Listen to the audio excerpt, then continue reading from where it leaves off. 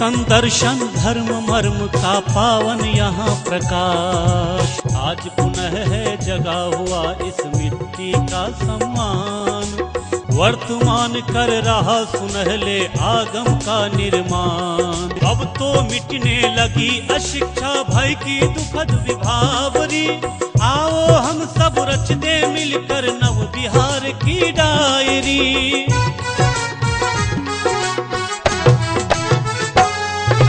नमस्कार, Bihar video diary में आपका स्वागत है। सबसे पहले नजर डालते हैं बढ़ते बिहार की बदलती तस्वीर पर। देखते हैं बढ़ता बिहार।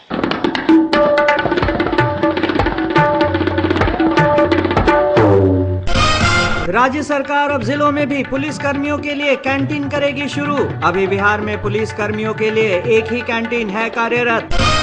सूबे में उद्यमी अब उद्योग लगाने के लिए वेबसाइट से ही चुन सकेंगे जमीन। इसके लिए 6 माह के अंदर 38 जिलों में उद्योग के लिए जमीन का होगा सर्वे। सितंबर से मुजफ्फरपुर स्थित कांटी थर्मल पावर की दूसरी यूनिट हो जाएगी शुरू। इससे बिहार को मिलेगा 100 मेगावाट अधिक बिजली। बिहार में 50,000 किलोमीटर ग्रामीण सड़कों के दोनों ओर लगाए जाएंगे पौधे। इसमें फलदार, औषधीय, छायादार और जलावन की लकड़ी वाले पौधों को दी जाएगी प्राथमिकता।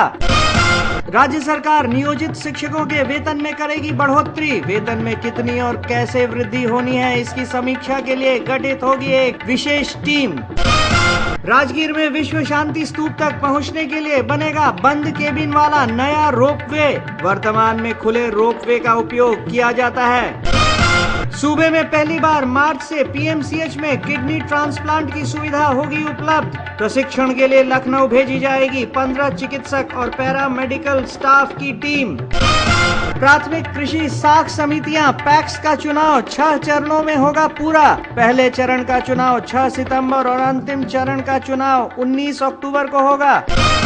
अपराध नियंत्रण के लिए बिहार पुलिस अब नए तकनीकों का करेगी प्रयोग। इसके तहत मोबाइल फोन पर अपराधियों की बात को रिकॉर्ड करने के लिए बिहार पुलिस लेगी ट्रेनिंग। जन शिकायत वितरण व्यवस्था सुदृढ़ बनाने के लिए नालंदा में सॉफ्टवेयर के माध्यम से होगा जन शिकायतों का अनुश्रवण। इंटरनेट आधारित इस प्रणाली से शिकायतकर्ता अपनी शिकायत के स्टेटस की जानकारी खुद ले सकेंगे। आइए देखते हैं राज्य सरकार के द्वारा किए जा रहे विकास कार्यों को। प्रगति बिहार में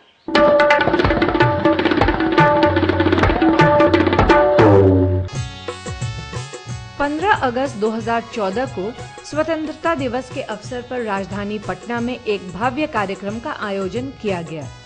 पटना के ऐतिहासिक गांधी मैदान में मुख्यमंत्री जीतन राम मांझी ने तिरंगा फहराया। झंडोत्तोलन के बाद मुख्यमंत्री ने राज्य के लोगों को संबोधित किया। उन्होंने कई विकास योजनाओं की चर्चा की और सुशासन पर बल दिया।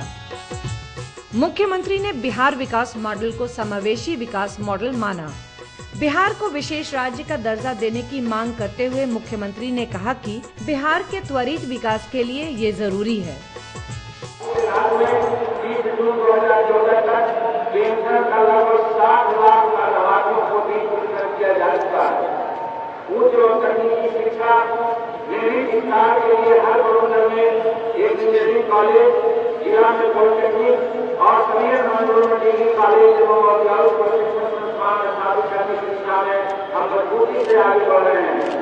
बिहार कौशल विकास मिशन के तहत अगले 5 वर्षों में 1 करोड़ युवतियों को रोजगार कौशल प्रदान करने का लक्ष्य पर कार्रवाई की जा रही है।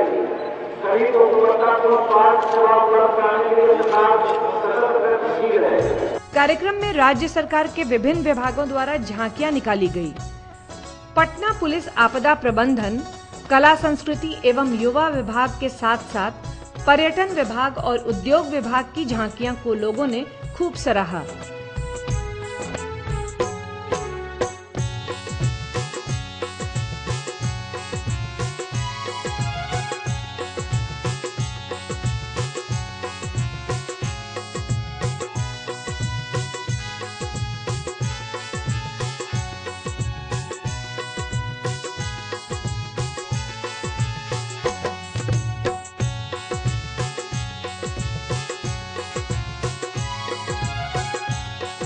इस अवसर पर राज्य के पुलिस महानिदेशक और अन्य वरिष्ठ अधिकारी उपस्थित थे।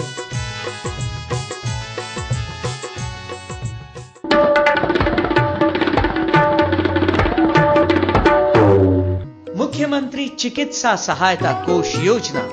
इस योजना के अंतर्गत राज्य के नागरिकों को जो कठिन और जानलेवा बीमारियों से ग्रसित हैं तथा कैंसर, हृदय रोग, गुर्दा रोग, ब्रेन ट्यूमर आदि से ग्रस्त हैं, उन्हें राज्य में तथा राज्य के बाहर चिकित्सा हेतु चिकित्सा अनुदान उपलब्ध कराया जाता है। विशेष जानकारी के लिए अपने जिला के सिविल सर्जन से संपर्क करें। सूचना एवं जनसंपर्क विभाग बिहार द्वारा जनहित में प्रसारित। मुख्यमंत्री तीव्र बीज विस्तार योजना। इस योजना के अंतर्गत राज्य के सभी राजस्व ग्रामों कुल 45,103 ग्रामों के किसानों को दलहनी, तिलहनी फसलों के लिए आधार बीज का उत्पादन कर किसानों को आधे मूल्य पर बीज उपलब्ध कराया जाता है। इस योजना का लाभ प्रत्येक ग्राम के 2 किसानों को दिया जाता है। विशेष जानकारी के लिए अपने जिला कृषि पदाधिकारी से संपर्क करें। मुख्यमंत्री तीव्र बीज विस्तार योजना सूचना एवं जनसंपर्क विभाग बिहार द्वारा जनहित में प्रसारित।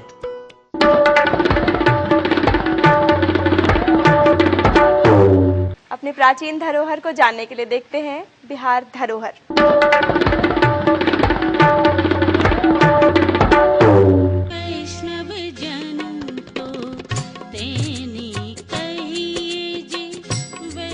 राष्ट्रपिता महात्मा गांधी का बिहार की पावन धरती से अभूतपूर्व लगाव था। मोहनदास करमचंद गांधी बिहार में ही पहली बार महात्मा के नाम से संबोधित किए गए और इसी बिहार के चंपारण की धरती से शुरू हुआ एक ऐसा आंदोलन जिसने भारत की स्वतंत्रता में अहम भूमिका निभाई।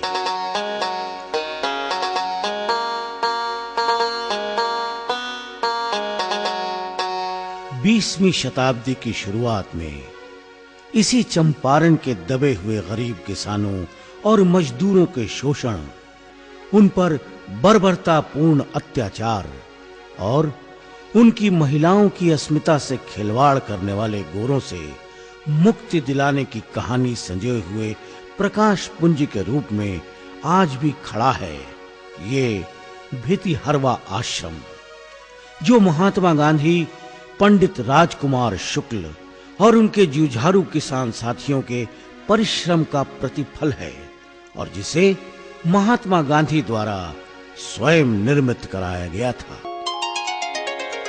जब गांधी जी 16 नवंबर 1917 को देवनंदन सिंह, वीरबली जी, संत राउत और अन्य सहयोगियों के साथ यहां पहुंचे तो भितिहरवा मठ के बाबा राम नारायण दास ने पाठशाला खोलने के लिए गांधी जी को अपनी जमीन उपलब्ध कराई और यहीं से शुरू होती है भितिहरवा आश्रम, गांधी और उनके चंपारण प्रवास की कहानी।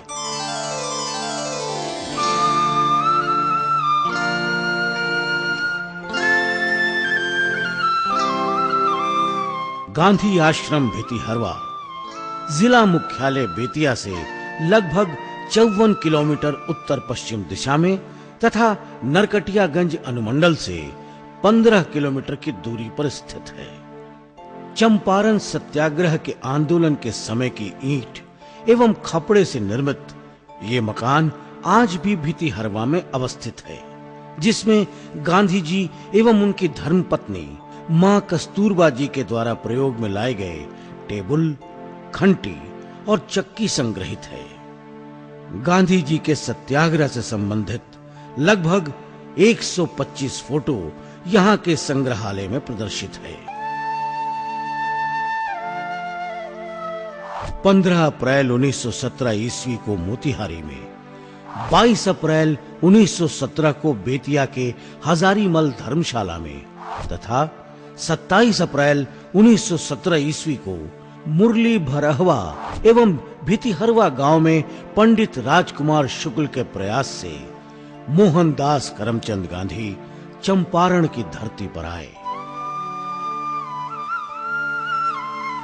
18 अप्रैल 1917 ईस्वी का दिन भारतवर्ष के इतिहास में अविस्मरणीय दिन रहा है।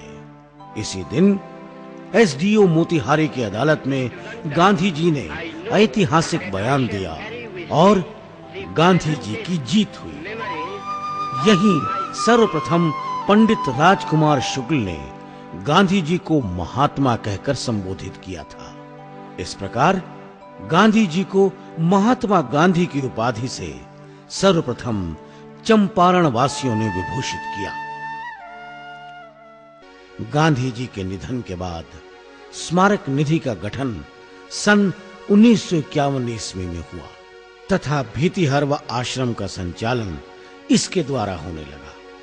ये भीतिहरवा आश्रम बाद में गांधी आश्रम भीतिहरवा के रूप में प्रचलित हो गया।